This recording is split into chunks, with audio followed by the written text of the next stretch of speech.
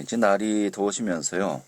슬슬 에어컨, 냉방기기를 이제 돌리는 분들도 계신 것 같습니다.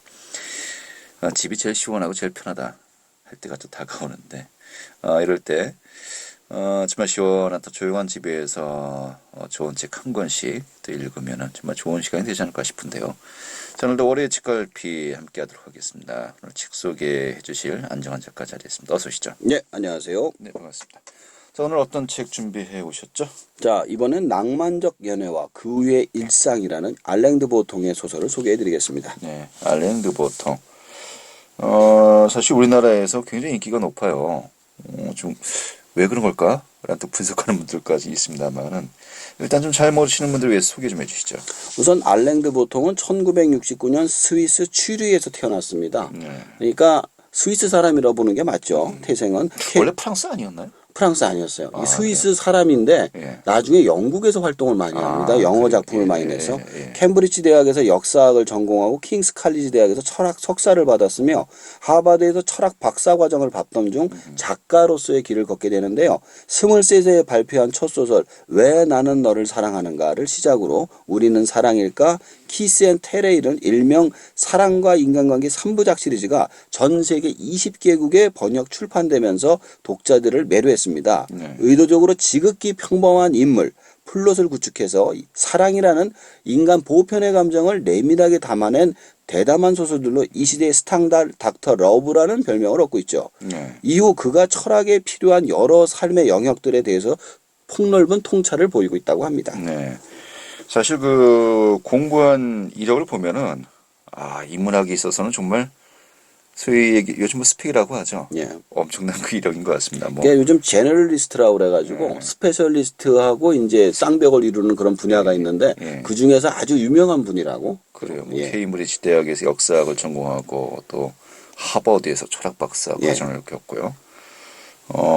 자, 그런데 이번에 준비된 책 낭만적 연애와 그 후의 일상, 이건 또 어떤 책입니까? 제목 그대로 해석하시면 될 것 같습니다. 우리는 소설과 영화, 전설과 신화에서 남녀 주인공들이 첫눈에 반해서 고난을 넘어서 영원히 행복하게 살아간다는 이야기를 듣고 살았습니다. 네. 그러나 낭만은 짧고 일상은 깁니다. 어서 많이 듣던 얘기죠. 네. 이 책 역시 서로 사랑해서 커플한 커플의 이야기가 들어가 있습니다. 결혼한 커플이요. 그죠? 그러나 서로 사랑해서 결혼한 이야기는 잠깐 나오고요.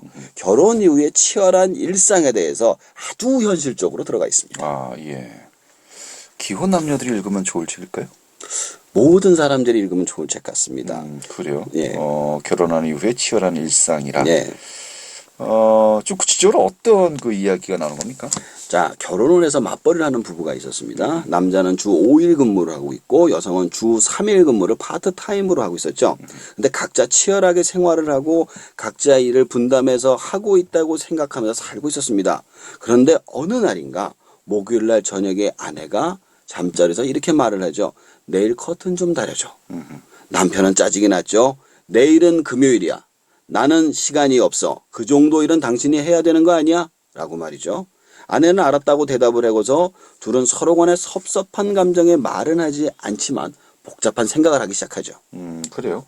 이 각자 어떤 생각들을 하게 되는 겁니까? 남편은 이런 생각을 하죠. 자신은 이 집안의 생활비의 3분의 1을 벌고 있는 상황인데 게다가 근무를 해야 하는 날까지 자꾸 일을 시키는 것에 불만이 많았습니다. 일반적으로 우리나라 그 가장들의 남성들의 좀 비슷한 그 생각과 좀 비슷하지 않나 싶은데. 예. 공감이 많이 가더라고요. 예. 밖에서 벌어지는 경쟁은 하루하루 상황이 상상을 초월하는 일이 벌어지고 있는데 예. 파트타임으로 일을 조금만 하고 있는 아내가 당연히 집안일에 대해서 해주기를 바라는 거죠. 남편 입장에서 이런 생각을 했다는 거고요. 그렇죠. 아내의 경우 밖에 나가서 일도 하지만 집안일을 하나에서 10가지 자신이 해야만 하는 거에 대해서 남편이 원망스러운 겁니다. 아이 돌보는 것도 힘든데 거기다 청소, 정리정돈 모두 다 자기 일로 하는 남편이 너무나도 원망스럽죠. 네네. 이렇게 둘의 사이가 점점 멀어지게 됩니다. 그래요. 그러니까 본인도 시간 타이밍이 남편보다 적긴 하지만 분명히 또 일을 하는데 그럼에도 불구하고 모든 가정일, 또 양육, 육아까지도 다 본인에게만 맡긴다. 또 이제 이거에 대해서 원망스러울 수밖에 없는 것이고요. 예. 좀 생각의 차이가 이제 큽니다. 보통 이런 관계가 지속되다 보면은 사실 어떤 작은 일을 계기로 또 크게 또 싸우기도 되지 않습니까? 맞습니다. 두 사람이 작은 충돌이 지속적으로 생기게 됩니다. 어느 날인가 이케아 매장에서 두 종류의 컵을 가지고 두 사람은 논쟁이 붙습니다. 아무것도 아닌 일인데 네. 사실 두 사람이 어떤 컵을 사든지 별로 상관이 없었지만 감정의 골이 패여있던 터라 일종의 도화선처럼 폭발이 일어나죠. 싸울 명분을 찾고 있던 거였군요. 예. 아니 명분을 찾기보다는 예. 어떤 내 감정이 그 부분에 터지는 거죠. 예, 예, 예. 이케아에서 컵을 사러 갔다가 의견 충돌로 빈손으로 돌아오며 이런 생각을 하죠. 이걸 어떻게 평생을 견디고 살지. 아, 예. 맨 처음 함께하는 삶의 의문을 던진 두 사람은 관계를 개선하기 위해서 부부 치료를 받기로 결심합니다. 예. 그리고 그 치료의 과정에서 더불어 자신들의 만남에서 같이 사는 삶 속에서 삶의 문제점과 해결책을 그려가는 과정이 그려져 있습니다. 그래요. 결국 부부 심리 치료를 받고 또 이제 그 삶 속에서 문제점과 해결책을 찾아간다는 것인데, 예. 일단 그 문제점을 확인을 해야 해결책을 찾을 수 있는 거 아니겠습니까? 맞습니다. 일단 문제점은 어떻게 또 설명을 하고 있습니까? 첫 번째 문제점은요. 두 사람이 전혀 다른 성향의 사람이었다는 점입니다. 서로 한눈에 반하는 사랑을 하게 되었지만 서로 다르기 때문에 서로 한눈에 반하게 된 거예요. 네. 시간이 지난 후에 엄청난 선택의 차이들이 쌓이게 되는 겁니다. 그것이 싸움으로 번지게 된다는 것이고요. 즉 우리는 우리와 다른 사람을 동경하기 때문에 사랑에 빠지지만 그 다름과 부딪히면서 결국 멀어지게 된다는 남녀 간의 사랑의 딜레마를 가지고 있다는 점입니다. 네.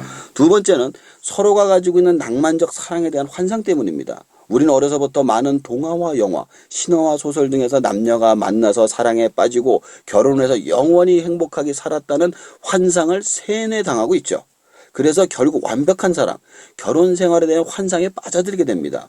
그러한 환상들이 자신들이 원하는 삶과 실제적 삶의 간격을 넓혀놓게 됩니다. 네. 이게 결국 파국으로 치닫게 만든다는 것이죠. 세 번째는 사랑이란 이름으로 자신의 욕망을 인정하지 않는 데 있습니다. 우리가 누군가를 만나고 사랑에 빠지는 것은 사실 두 가지를 하기 위함입니다. 사랑하기 위해서 그리고 사랑받기 위해서 이 두 가지는 완전히 다른 겁니다. 근데 남녀 간의 사랑은 받기만을 위해서 빠지는 경우가 많죠. 네. 처음에는 자신의 육체적 욕망으로 사랑을 주고 그게 끝나면 의무적인 사랑을 줍니다. 그러한 사랑이 끝이 날 때쯤 서로에게 상처만 남는다는 것이죠. 네. 이건 뭐 모든 이들에게 공통되는 그런 것도 과제가 아닌가 싶기도 하고요. 예.